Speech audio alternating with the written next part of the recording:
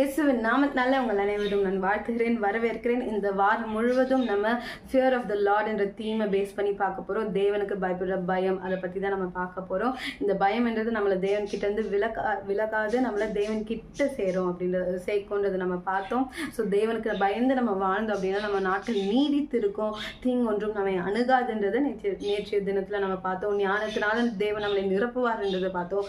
இன்றைக்கு ஆண்டு நம்மளுக்கு வைத்திருக்கிற தலைப்பு என்னன்னு அப்படி பார்த்தீங்கன்னா த நாலேஜ் ஆஃப் காட், தேவனை அறிகிற அறிவை பற்றி தான் நம்ம பார்க்க போகிறோம். சரி, ஓகே, ஒரு வசனத்தை வாசிக்கலாமா? Proverbs 9:10.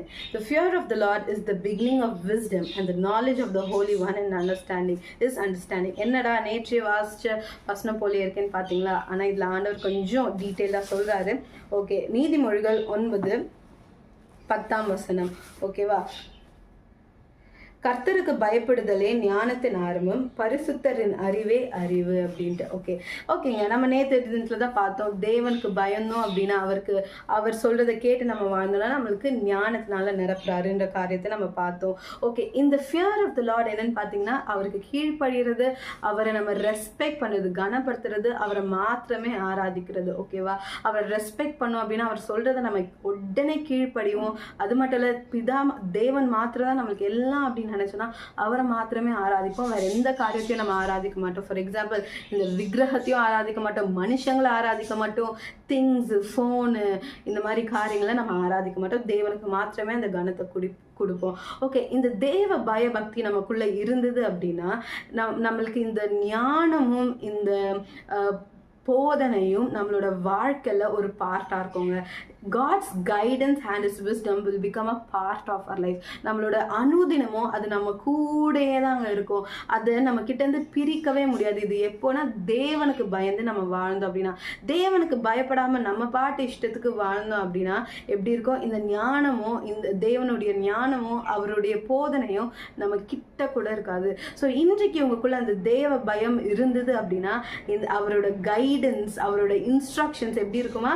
நம்ம கூட இருக்கும். நம்மளோட லைஃப்ல நம்ம கூடிய, நம்மளை கை கோர்த்து நடத்துறது போல நம்ம கூடிய இருக்கும். அடுத்து அந்த ஆஃப் பார்த்தீங்கன்னா the knowledge of the Holy One is understanding அப்படின்னு தமிழ் அது எப்படி இருக்கு? பரிசுத்தரின் அறிவே அறிவு அப்படின்னு இருக்கு. இது என்ன அப்படின்னா நமக்குள்ள அந்த தேவ பயம் இருக்கும்போது அவரை பத்தி நம்ம தெரிஞ்சுப்போம், அவர் சொல்றத நம்ம கேட்டுப்போம். ஒரு ஸ்டெப் ஃபர்தரா என்ன அப்படின்னா பிதாவை பத்தி நம்ம இன்னும் க்ளோஸா தெரிஞ்சுப்போம். அவரோட சுபாவங்கள் நம்மளுக்கு தெரிய ஆரம்பிக்கும். பிதாவை நம்ம அப்படியே ஒரு ஃப்ரெண்டு, அதாவது தேவன் ஒரு ஃப்ரெண்டை போல நம்ம பார்க்க ஆரம்பிப்போம். ஸோ நம்மளுக்கு அவர் ஒரு காரியத்தையும் வெளிப்படுத்தும் போது நம்ம அவரை பத்தி, அந்த பரிசுத்தரை பத்தி, த ஹோலி ஒன்னை பத்தி நம்ம எக்ஸ்ட்ரா தெரிஞ்சுப்போம், which will lead to more of lives and spiritual insight. அதாவது அவர் கிட்ட நெருங்க அவரோட போதனையை நம்ம அனுதினமும் நாடும்போது, நம்மளோட லைஃப்ல அது ஒரு பார்ட்டா வரும்போது நம்ம பரிசுத்தரை அறிந்து கொள்கிறோம். அந்த நாலேஜ் நம்மளுக்கு வருது. அது மட்டும் இல்லாம நம்மளுக்கு ஆண்டவர் ஸ்பிரிச்சுவல் இன்சைட்ஸை நிறைய கொடுப்பாரு. நம்மளுக்கு நிறைய காரியங்களை வெளிப்படுத்துவாரு. The divine insights, the supernatural insights, பிதாவோடைய என்ன சொல்றது, அவரோட ஆள் தத்துவத்தை தேவன் நம்மளுக்கு உணர்த்துவாரு. ஸோ இன்றைக்கு கூட இந்த தேவ பக்தி நமக்குள்ள இருந்தது அப்படின்னா God's guidance and His instructions will be a part of our life. and எக்காரணத்துக்கு கொண்டும் நம்மளை என்ன பண்ணாது, தீங்கு ஒன்றும் அணுகாது. அப்படியே தீங்கு நம்மளோட முகத்திற்கு நேராக வர மாதிரி இருந்தாலுமே தேவன் அந்த நேரத்தில் நம்மளுக்கு போதிப்பார். நம்மளுக்கு அவரோட ஞானத்தினால நிரப்பி இதை எப்படி ஹேண்டில் பண்ணுன்ற காரியத்தையும் என்ன பண்ணுவாராம், சொல்லி கொடுப்பாராம். இதே அவரோட ஞானத்தை நம்ம மறுத்தோம் அப்படின்னா அழிவுக்கு நேராக நம்ம போய் கொண்டிருக்கோன்றது அர்த்தம். ஸோ இன்றைக்கு கூட நம்ம இதற்காக ஜெபிப்போம். வாங்க. ஏசப்பா, நன்றி, இன்றைக்கு நீர் பேசின காரியத்திற்காக நன்றி ஆண்டவரே. அப்பா, இந்த ஞானத்தின் ஆரம்பம் ஆண்டவரே ராஜா, உமக்கு பயப்படுகிறதை எங்களுக்கு தாங்க ராஜா.